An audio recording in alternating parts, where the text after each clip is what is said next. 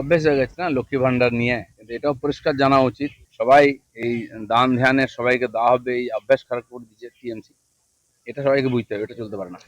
অন্নপূর্ণা যোজনার টাকা না পাওয়া নিয়ে রাজ্যের বিভিন্ন প্রান্তে যখন ক্ষোভ বিক্ষোভ বাড়ছে, তখনই বিতর্কে নতুন মাত্রা যোগ করলেন পঞ্চায়েত মন্ত্রী দিলীপ ঘোষ।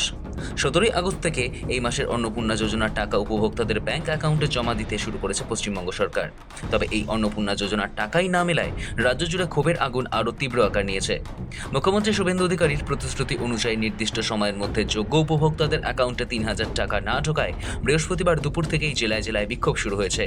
কোথাও রেল অবরোধ, কোথাও রাস্তা অবরোধ, কোথাও বিডিও অফিসে গিয়ে বিক্ষোভ।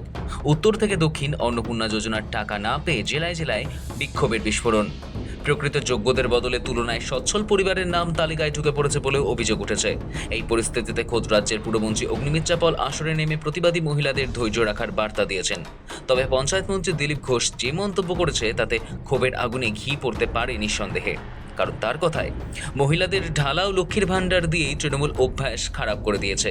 শনিবার সংবাদ মাধ্যমের মুখোমুখি হয়ে অন্নপূর্ণা যোজনার বিক্ষোভ প্রসঙ্গে দিলীপ ঘোষের সাফ কথা, যেভাবে মুড়িমুড়কির মতো মহিলাদের লক্ষ্মীর ভাণ্ডার দেওয়া হয়েছে তাতে অভ্যাস খারাপ হয়ে গেছে। সব সুবিধা সবার জন্য নয়, তৃণমূলই এই অভ্যাস খারাপ করে দিয়েছে। অভ্যেস হয়ে গেছে না লক্ষ্মী ভান্ডার নিয়ে, কিন্তু এটাও পরিষ্কার জানা উচিত। সব সুবিধা সবার জন্য নয়। কেন্দ্র সরকার অনেক প্রকল্প করেছে, রাজ্য সরকার করেছে, তার একটা সীমা আছে। তার জন্য ক্রাইটেরিয়া ঠিক করা হয়েছে, তার মধ্যে যারা আসবেন তারা পাবেন। সবাই এই দান ধ্যানে সবাইকে দেওয়া হবে, এই অভ্যাস খারাপ করে দিচ্ছে টিএমসি। যদিও পাল্টা জবাব দিতে সময় নেয়নি কালীঘাট তৃণমূল, মনে করিয়ে দিয়েছে ভোটের আগে দেওয়া বিজেপির প্রতিশ্রুতির কথা। মহিলাদের আরতি, আকুতি, মিনতি, প্রতিবাদ এগুলো শুরু হয়েছে।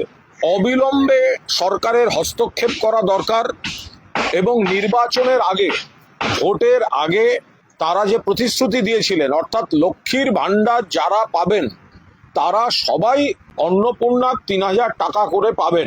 তো ভোটের আগে যখন আপনারা এই প্রতিশ্রুতি দিয়ে ভোট পেয়েছেন, দিল্লি থেকে আসা নেতারা, কলকাতার নেতারা, বাংলার নেতারা, তো সে কথাটা তো রাখতে হবে। এখন ভোটের পর যদি বলেন যে এই শর্ত, এরা পাবে এরা পাবে না, 1-1.5 কোটি বাদ দিয়ে দেওয়ার কথা চলছে, এর টাকা ঢুকছে ওর টাকা ঢুকছে না, এটা অত্যন্ত আপত্তিকর জায়গায় পরিণত হয়েছে। আজকে যারা এই লক্ষ্মীর ভাণ্ডার সম্পর্কে বিভ্রান্তি ছড়িয়ে লক্ষ্মীর ভাণ্ডারকে বন্ধ করে 3,000 টাকার লোভ দেখিয়ে মহিলাদের ভোটটা নিলেন, শুধু ভোটার হিসেবে মহিলাদের ট্রিট করলেন। মমতা ব্যানার্জি কিন্তু শুধু ভোটার হিসেবে ট্রিট করেননি। আপনারা যদি বলেন কন্ডিশনস অ্যাপ্লাইড, আচ্ছা কন্ডিশন আপনি অ্যাপ্লাই করবেন, তাহলে ভোটের আগে বলেননি কেন? এর থেকে মমতা বন্দ্যোপাধ্যায় ঢের ভালো ছিলেন। যত তাড়াতাড়ি সম্ভব আবার মমতা বন্দ্যোপাধ্যায়কে চাই। হাহাকার করতে করতে মানুষ আজ এই কথা বলছেন। 2021 সালে ফেব্রুয়ারিতে অন্তর্বর্তী বাজেটে তৎকালীন রাজ্য সরকার লক্ষ্মীর ভাণ্ডার প্রকল্প চালু করেছিল। বিধানসভা ভোটে জয়ের পর সেপ্টেম্বর নাগাদ চালু হয় মহিলাদের মাসিক অর্থ সহায়তার এই প্রকল্প। 25 থেকে 60 বছর বয়সী মহিলাদের আর্থিক সাহায্য করত তৃণমূল সরকার। 2026 সালে ভোট প্রচারে বিজেপি প্রতিশ্রুতি দেয় তারা সরকারে এলে মহিলাদের জন্য এই প্রকল্প আনবে।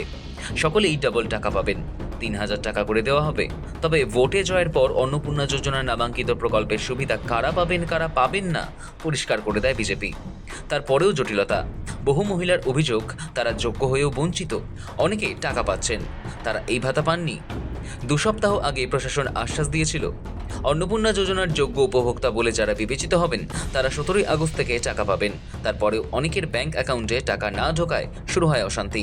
শুক্রবার অন্নপূর্ণা নিয়ে জেলায় জেলায় বিক্ষোভ হয়েছে। বিরাটিতে ঘণ্টাখানেক রেল লাইন অবরোধ করেন মহিলারা।